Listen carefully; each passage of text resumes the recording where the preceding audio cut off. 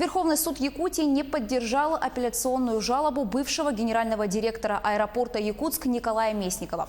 Он попросил отменить решение суда первой инстанции и изменить меру пресечения на домашний арест.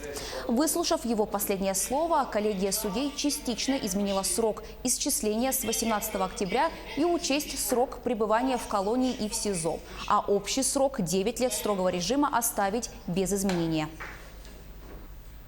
Исчислять начало срока отбывания наказания с 18 октября 2019 года, зачесть срок отбывания наказания, время задержания, нахождение под домашним арестом, а также время содержания под стражей в период с 5 сентября 2018 года по 17 октября 2019 года из расчета 1 день за 1 день отбывания наказания в виде лишения свободы в исправительной колонии строгого режима.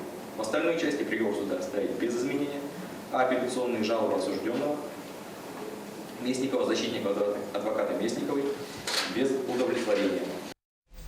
В своем последнем слове Николай Местников пытался обратить внимание судейской коллегии на то, что он направил более 25 миллионов рублей на благотворительность, социальную помощь, строительство детских площадок и отсыпку дорог в Гагаринском и строительном округах.